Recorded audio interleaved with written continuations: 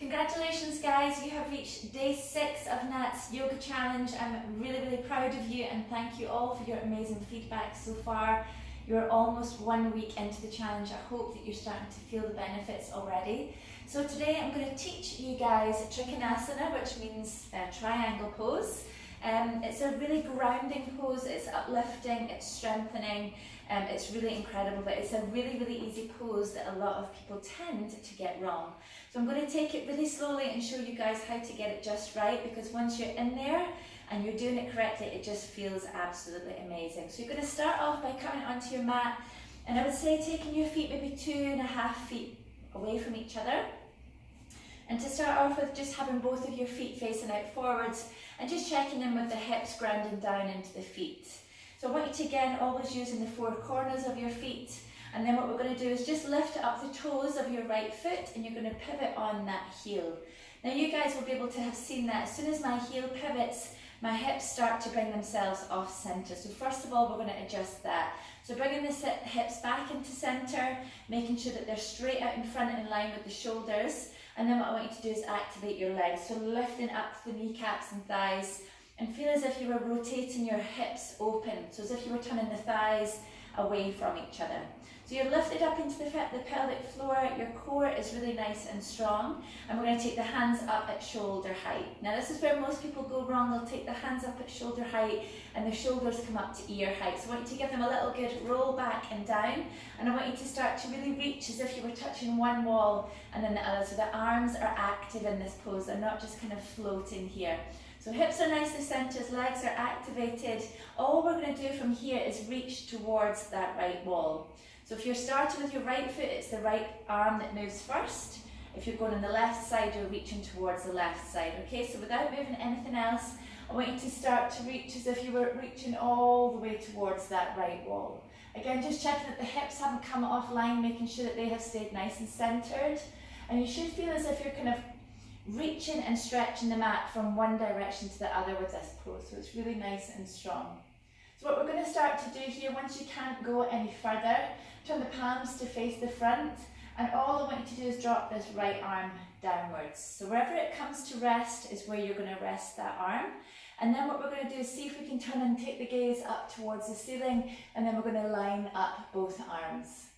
So what the big mistake that most people make in Trikonasana is by trying to get into the full position too quickly, which is by coming all the way down and lifting up with the left arm, just in exactly the same way that you just did.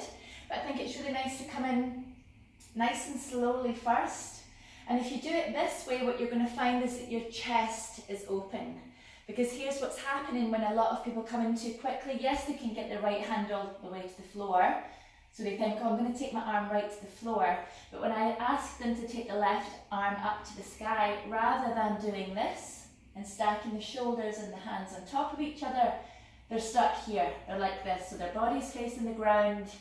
There's lots of trapped energy. It's really sore on the neck and the arms, and there's just not much pleasure in that pose once you're kind of trying to rush it. So have a little look at this in the mirror. It's a really good way to do your triangle pose, is to make sure that you can see the whole front part of your body when you're reaching all the way down. So let's come back in, take your right arm down, left hand up, and again, everything is nicely lined up. Then what I would like you to do is just for a few breaths with each exhale, you're going to see if you can start to slide that hand a little bit further down without compromising this top shoulder. As soon as this shoulder starts to roll in, you know that you've come too far, you know that you've lost your alignment and your shape and your positioning. I want you to come back up and enjoy that nice opening and strengthening through the chest in this position.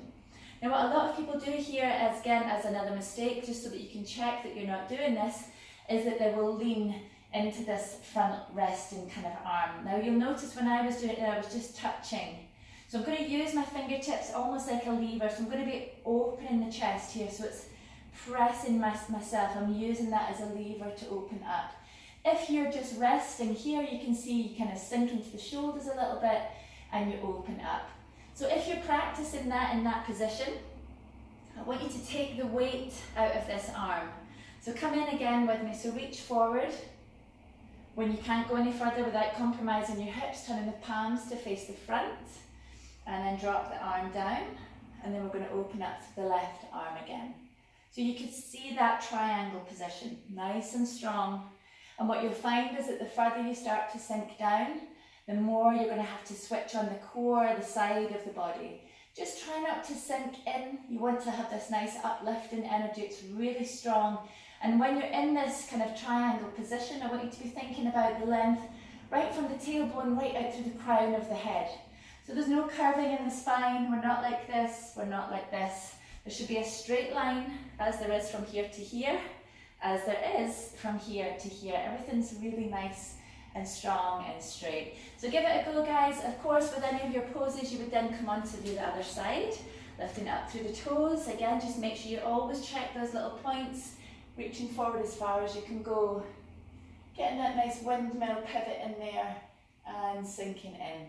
Now remember that you will have different kind of variations on both sides of your body. One might be tighter, one's always a little bit looser than the other, but don't try and force yourself to be exactly the same on both sides. With time, with practice, your yoga practice is going to allow you to become more balanced on both sides. So don't worry.